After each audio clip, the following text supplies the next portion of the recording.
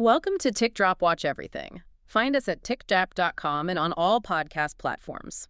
Today, our mission is to explore the most iconic dual-time watch in horological history, the sudden, mysterious disappearance of its most coveted modern iteration, and what this vanishing act reveals about modern luxury hype. Yeah, it is honestly a wild ride. We are taking you on a journey from the golden age of aviation all the way to the fever-pitch speculation of the 2026 secondary watch market. Exactly. And to really understand the gravity of what is happening today, let's just wind the clock back a bit. Right, you have to know where it started to see where it's going.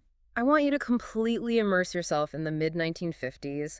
Commercial aviation is just entering its absolute golden era. Oh yeah, the absolute glamour days of flying. Right. Picture this. You are a Pan American World Airways pilot, and you're stepping into the cockpit of a gleaming new Boeing 707. Okay, I am picturing it. Such a cool image. You're preparing to cross the Atlantic, and for the very first time in human history, professionals are regularly crossing multiple time zones in a single day. Which, I mean, was just totally unheard of before this. Totally. You take off in New York, and hours later you are landing in Paris or Rome. You're traveling in a pressurized aluminum tube way faster than the human body ever evolved to comprehend. Your body has absolutely no idea what is happening. Exactly. The sun glares intensely through the cockpit glass, day rapidly turns to night, and a brand new physiological phenomenon is born: jet lag. The human circadian rhythm was just suddenly out of sync. Entirely. These pilots, they don't need a fancy piece of jewelry, you know? They need a highly legible, rugged, functional tool to track the time at home and the time at their destination simultaneously at a single glance. And to solve that exact problem, they strapped something revolutionary to their wrist.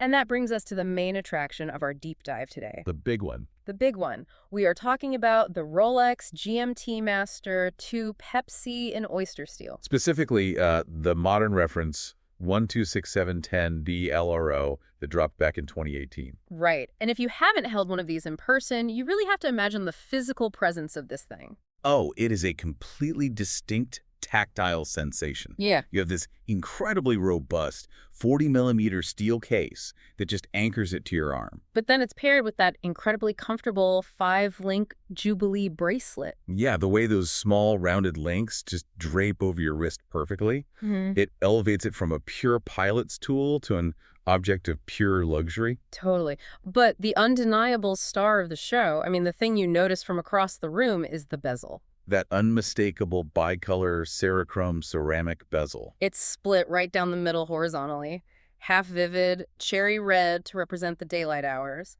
and half deep, rich blue for the night. It is striking, Yeah. but it sits within this broader, highly calculated family of GMT siblings. Yeah, we should probably give them some quick identities just to establish the brand's universe and show why the Pepsi is the absolute holy grail. Definitely. So first up, you have the Batman or the Batgirl if it's on the Jubilee bracelet. Right, that one has the black and blue bezel. Yeah, it's the sleek, slightly more subdued night owl option. Yeah. It flies a little under the radar compared to that bright red of the Pepsi. Then you move over to the Sprite. The Sprite. Green and black bezel and notoriously left-handed. Which is so weird to look at initially. The crown is totally flipped. It is. It operates as this quirky, calculated disruptor of the family, practically designed to generate double takes. And finally, to complete the historical picture, we have the Coke. Red and black bezel. Historically, that was the very first GMT-Master II colorway, right? The fat lady from 1983. That's the one. So we have this incredible diverse cast of characters. Right, and they all command these dedicated wait lists. But out of all these incredible variations, why has the red and blue Pepsi specifically become the ultimate status symbol, the poster child for speculative watch frenzies? Well, honestly, it all comes down to the material science. Creating a single piece of ceramic with two distinct, vibrant colors is just maddeningly difficult. Let's break down the physics of this because it is fascinating. Yeah. Imagine you were trying to bake the perfect two-tone macaron. Okay, a baking analogy, I like it. You want one half to be deep blueberry and the other half to be vibrant raspberry. You mix the batter, you pipe it out into a single seamless ring, and you put the tray in the oven. Sounds pretty straightforward so far. Right, but you have a massive problem. The blueberry batter requires an oven temperature of 300 degrees to set properly, Okay. while the raspberry batter completely turns to ash at anything over 250 degrees. Oh, wow. So you can't bake them together. But you have to. You are trying to bake them in the exact same oven at the exact same time. The structural integrity of the raspberry simply cannot survive the heat needed to bake the blueberry. It burns, it bleeds across the line, and it ruins the entire batch. And that analogy perfectly illustrates the absolute nightmare of the sintering process for these bezels. Exactly. Break down the sintering a bit. So sintering is taking fine ceramic powder, pressing it into a mold under immense pressure, and baking it at extreme heat until it fuses into a solid block. Right. But to get that stable, vivid red of the Pepsi, they have to use an alumina-based ceramic. Which is super temperamental. Incredibly temperamental when exposed to the high heat required to fuse it with the blue half. Meanwhile, the Batman or the Sprite use zirconia-based ceramic. And zirconia is way more forgiving. Much more. It stabilizes beautifully. The chemical bonds handle the transition between black and blue or black and green without massive rejection rates. But that alumina red. Right. That red requires a microscopic level of precision. If the temperature in the kiln fluctuates by just a fraction of a degree, or the pigmentation shifts slightly, it's game over. The red bleeds into the blue, or it turns muddy brown. Or the entire ceramic insert just shatters. And when that happens, it can't be salvaged. It goes straight into the trash. You end up with a fascinating economic paradox. The most culturally desirable watch in the catalog is also the hardest one to manufacture. Astronomical demand colliding with agonizingly low yields. Which brings us directly to the current crisis in the watch world today. Because in early 2026, the steel Pepsi is seemingly vanishing into thin air. It is a total mystery. There was no loud public press release, no grand announcement from the brand. It has been a quiet, unannounced, systematic removal. Yeah, if you go to the websites of major authorized dealers globally, I mean, huge legacy retailers, the steel Pepsi models are just gone. Poof. Completely erased from the digital catalogs, even the heavy white gold Pepsi models. And the erasure goes way deeper than just the front-end websites.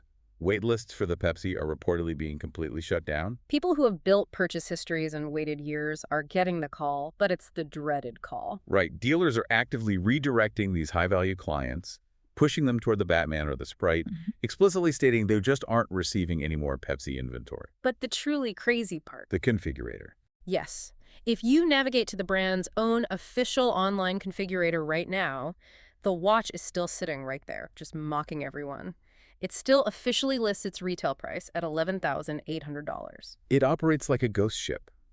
The tension between the high rejection rate of that alumina-based red ceramic and the massive, unyielding demand has seemingly reached a breaking point. I have to push back here, though.